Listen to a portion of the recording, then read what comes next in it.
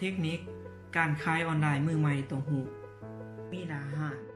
ขายออนไลน์เนาะแน่นอนเนี่ยบ่ว่าจะเป็นการขายออนไลน์การขายทางออฟไลน์ก็ล้วนแต่มีหน้าห้างเพื่อความน่าเชื่อถือเนาะบ่ว่าจะเป็น Facebook Instagram Line WeChat อื่นๆที่ทุกท่านสะดวก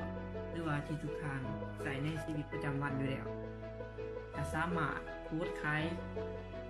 สินค้าโพสต์ขายที่พระเจ้าเองเริ่มต้นทำอิฐก็เริ่มใช้เป็น Facebook ส่วนตัวของข้าพเจ้าเนาะก็เริ่มต้นจากการโพสต์ขายเพราะว่าข้าพเจ้าเองก็ขายโทรศัพท์มือสองเนาะก็โพสต์ขายโพสต์วิดีโอยังต่างๆให้สร้างคอนเทนต์ต่างๆเข้าไปเข้าซ้องกันเลยเนาะ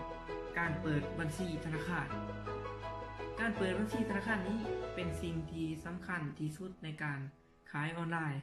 เพราะว่าลูกค้าคนที่สนใจสินค้าต่างๆก็ต้องได้โอนเงินทางออนไลน์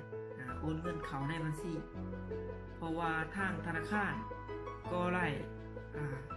เฮ็ดให้เฮาทุกคนนี่มีความสะดวกขึ้นเพราะว่าเพิ่นได้สร้างแอปพลิเคชันต่างๆเนาะในการเบิ่งข้อมูลเกี่ยวกับการโอนการจ่ายว่าเงินเข้าบัญชีแล้วหรือบ่ข้อ3เนาะการศึกษาข้อมูลเกี่ยวกับสินค้าแน่นอนแล้วก่อนเฮาจะขายอันใดทุกสิ่งทุกอันก็ต้องควรศึกษาสินค้าว่าสินค้านั้นเป็นแนวใดคือข้าพเจ้านี่เริ่มต้นแม่นขายโทรศัพท์มือสองเนาะ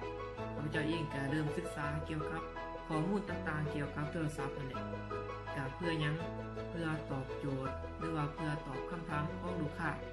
ให้สะดวกว่องไวและก็ทันใจเพื่อเป็นความน่าเชื่อถือของเฮาที่ขายเครื่องมันได้ข้อที่4การสร้างตัวเฮาเองหรือว่าสร้างจุดเด่นของตัวเฮาเพื่อให้ลูกค้าหรือว่าเพื่อให้บุคคลที่สนใจสินค้าของเฮาได้เห็นเกี่ยวกับ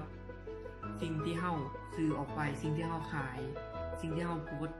เพราะว่ามันจะเป็นตัวของเฮาเองข้อ5เฮาต้องมีบัญชีรายรับรายจ่าย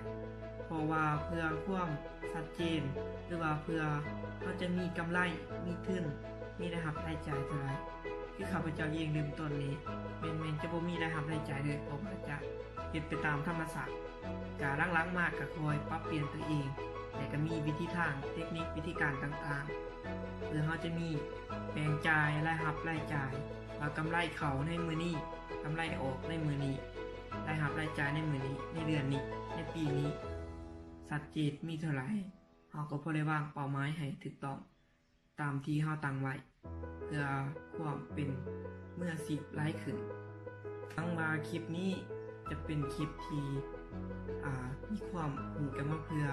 ให้ทุกท่านที่กำลังจะเริ่มต้นขายสินค้าออนไลน์บ่ว่าจะเป็นอิหยังก็แล้วแต่เราต้องมีหาเทคนิคหรือว่าหาขั้นตอนตามที่ข้าพเจ้าได้เว้ามาอันนี้หวังว่าทุกท่านจะได้ความรู้และก็ฝากทุกท่านกดไลค์กดแชร์หรือว่าเป็นกำลังใจให้กันเด้อเพราะว่าก็ได้สร้างคลิปใหม่ๆมาตลอดคลิปนี้ก็จบเพียงเท่านี้